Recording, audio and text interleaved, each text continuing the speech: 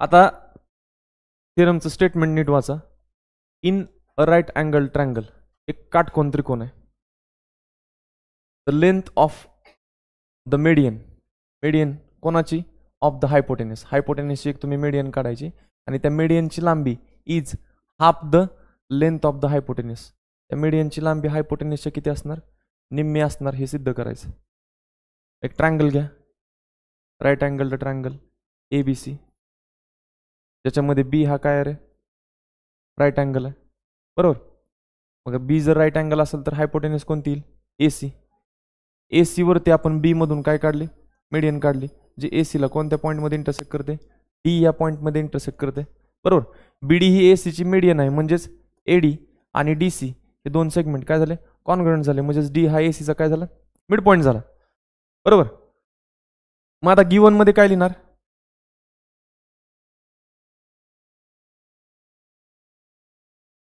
In a right अँगल्ड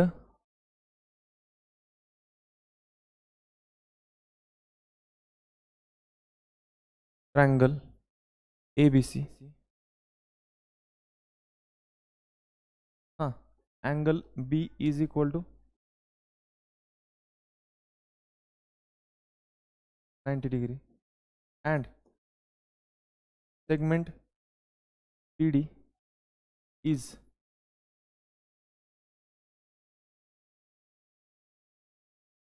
median. segment BD ही काय? median आहे of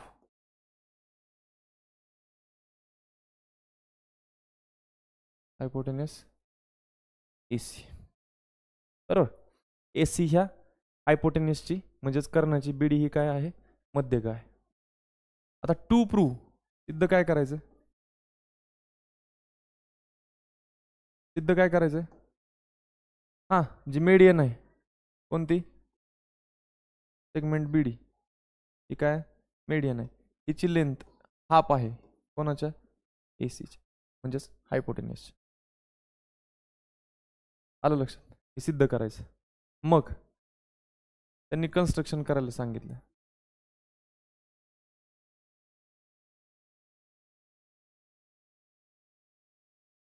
कन्स्ट्रक्शन काय करायला सांगितलंय?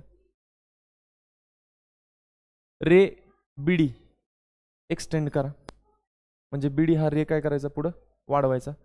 त्याच्यावरती E हा पॉइंट घ्यायचा, असा घ्यायचा की जेणेकरून BD आणि D ची लांबी काय आली पाहिजे? सारखी आली पाहिजे. म्हणजेच D हा B चा काय असणार आहे? मध्यबिंदू असणार. आणि EC हा सेगमेंट काय करा?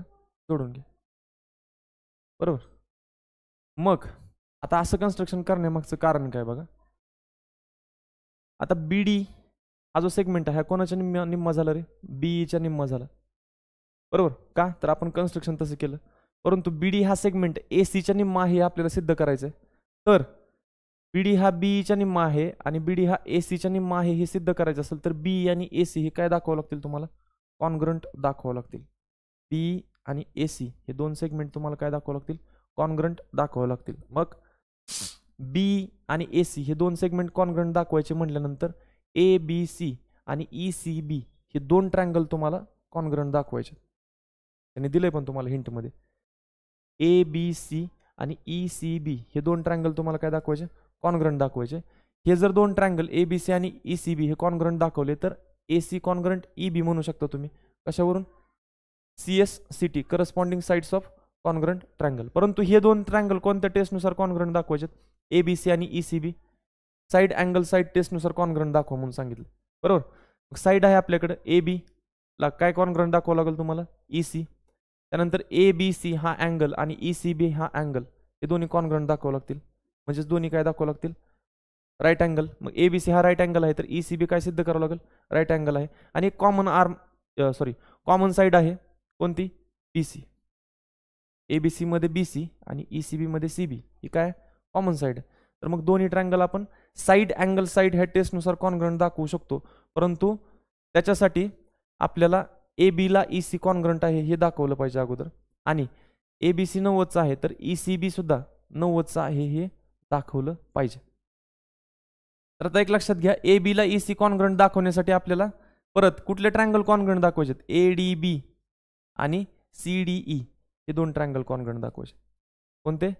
ADB आणि CDE हे जर दोन ट्रायंगल कॉन्ग्रंट दाखवले तर AB आणि EC हे दोन सेगमेंट मी काय दाखवू शकतो?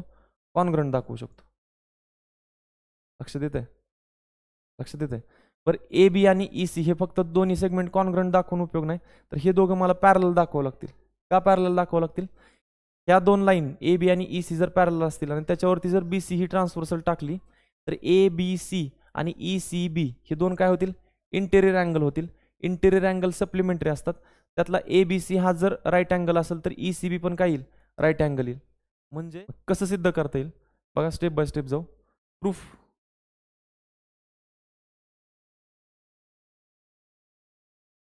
लक्ष द्या. प्रूफमध्ये पहिल्यांदा कोणते ट्रायंगल घ्यायचे?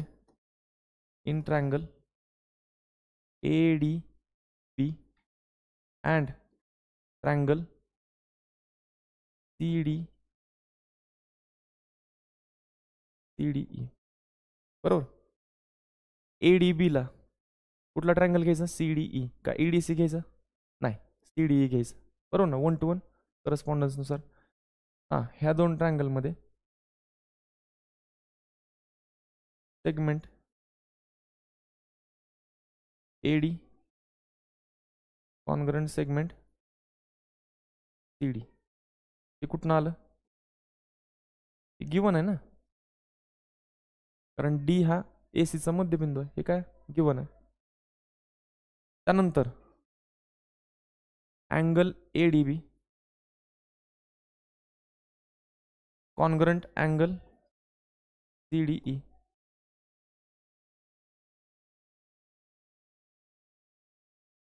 वर्टिकली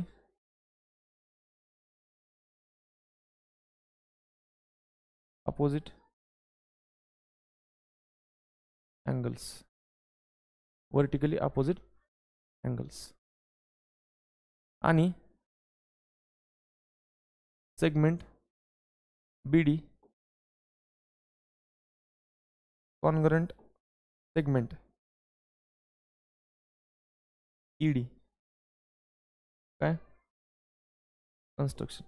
बरोबर ना, कन्स्ट्रक्शन केलं ना आपण तसं. मग म्हणून therefore triangle ADB congruent triangle CDE. Reason काय? Side angle side test. बरोबर. ADB आणि CDE हे दोन ट्रायंगल कॉन्ग्रंट झाले कुठल्या टेस्टनुसार? Side angle side. आता हे दोन कॉन्ग्रंट कशासाठी दाखवायचे होते? कारण आपल्याला हां AB आणि EC. मग बघा segment therefore segment AB congruent segment हां CE. रीजन काय देणार? Corresponding sides of congruent triangle CSCT. Corresponding sides of congruent triangle. ठीक आहे. आता हे दोघं कॉन्ग्रंट दाखवले, आता हे दोघं पॅरलल पण दाखवायचे. मग पॅरलल कसं दाखवायचं बघा.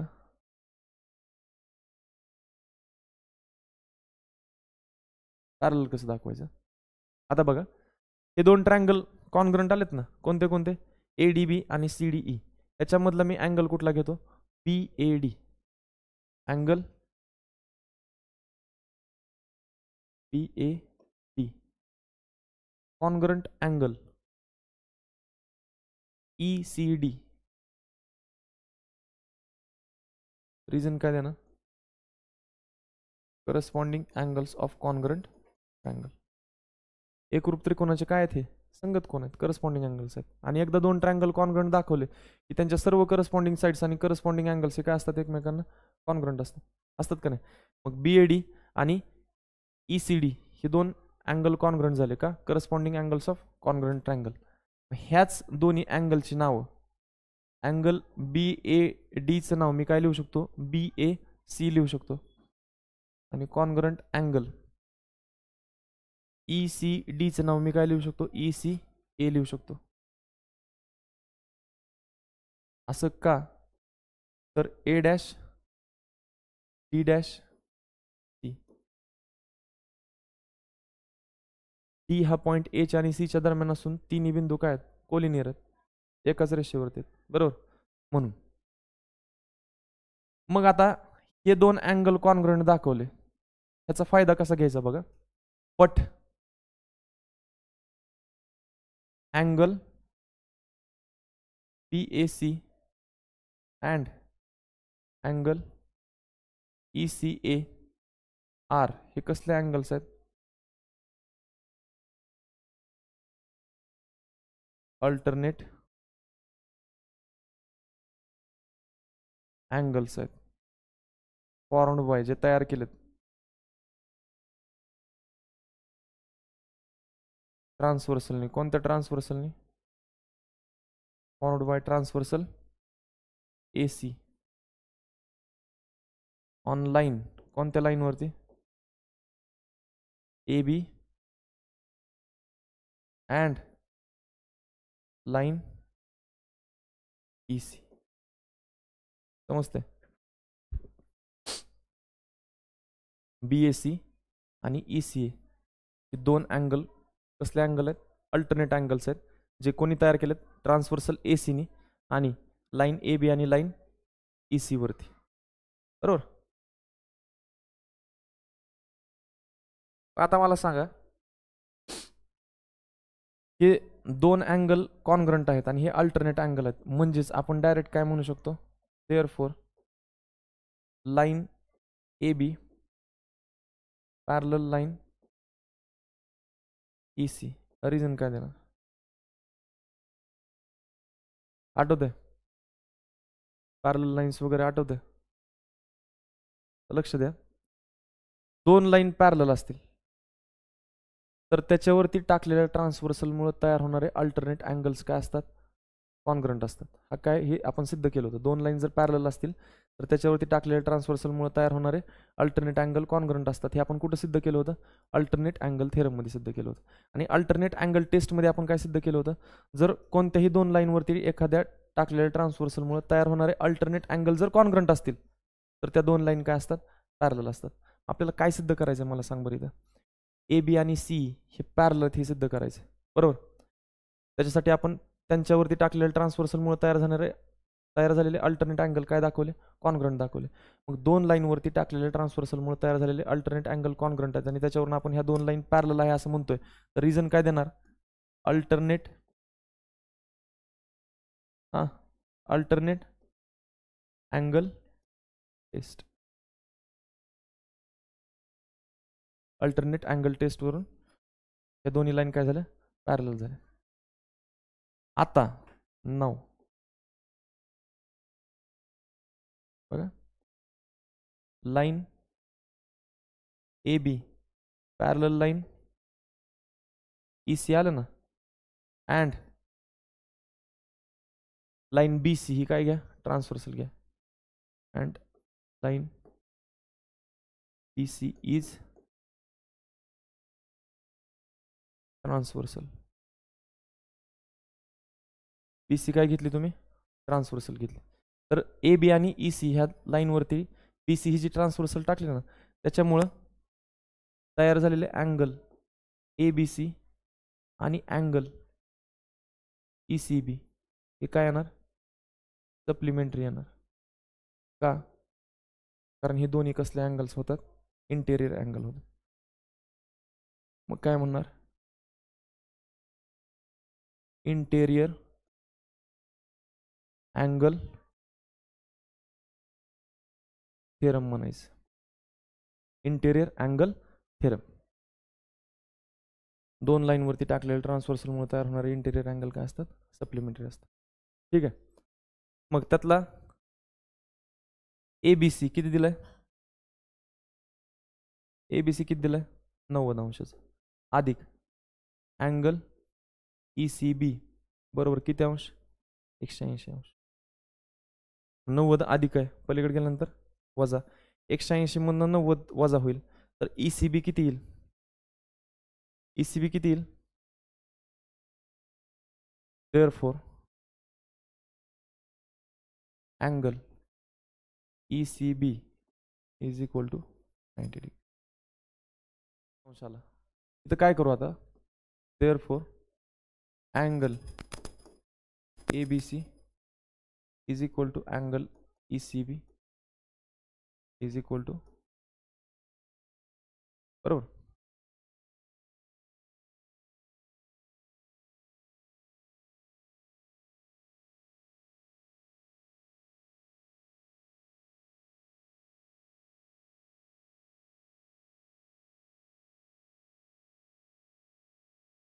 आता in triangle ABC and triangle ECB हे दोन ट्रायंगल आता आपण कॉन्ग्रंट दाखवू शकतो. कसे दाखवणार कॉन्ग्रंट बघा. Segment AB congruent segment EC, बरोबर. हे कुठं सिद्ध केलं आपण?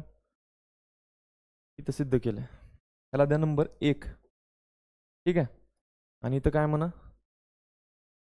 फ्रॉम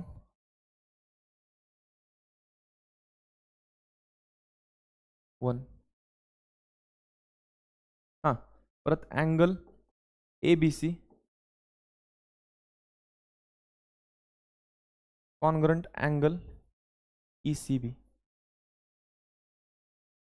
का? हे दोन्ही कॉन्ग्रंट आहेत ईच ऑफ 90 डिग्रीचे. कशावरनं? हे बघा इथं सिद्ध केलंय. दोन्ही पण 90 अंशाचे आहेत. दोघांचं माप सारखंच आहे. मग काय म्हणा इथं डायरेक्ट फ्रॉम 2, बरोबर. आता सेगमेंट PC कॉन्ग्रंट सेगमेंट हां CB काय म्हणणार? Common side. म्हणून therefore triangle ABC congruent triangle ECB. Reason काय देणार? साइड अँगल साइड टेस्टनुसार, बरोबर. हे दोन ट्रायंगल आपण कॉन्ग्रंट दाखवले. कशासाठी दाखवले? कारण आपल्याला सेगमेंट कॉन्ग्रंट दाखवायचे होते. कोणते segment? Segment AC congruent segment हां EB किंवा BE. रिझन काय देणार? Corresponding sides of congruent triangle. एकरूप त्रिकोणाच्या संगत बाजू काय असतात? एकरूप असतात. आता मला सांगा हे दोन्ही सेगमेंट कॉन्ग्रंट आहेत म्हणजेच काय आहेत? AC आणि EB हे काय आहेत? इक्वल आहेत. हे दोन्ही जर इक्वल असतील तर ह्यांच्या हाफ सुद्धा काय असणार आहे? हां, हे दोन्ही रेषाखंड जर सारखे असतील तर त्यांची निमपट सुद्धा काय असणार आहे? सारखी असणार आहे. बट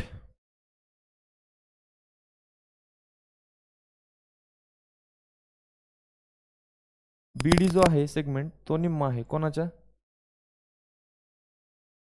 EBच्या. कशावरनं? कशावरनं? कन्स्ट्रक्शन केलं आपण तसं. मग BD जर EBच्या निम्मा असेल तर BD हा काय येणार? ECच्या पण. BD हा ACच्या पण काय येईल? सिद्ध होत. समजलं? लिहित आहे.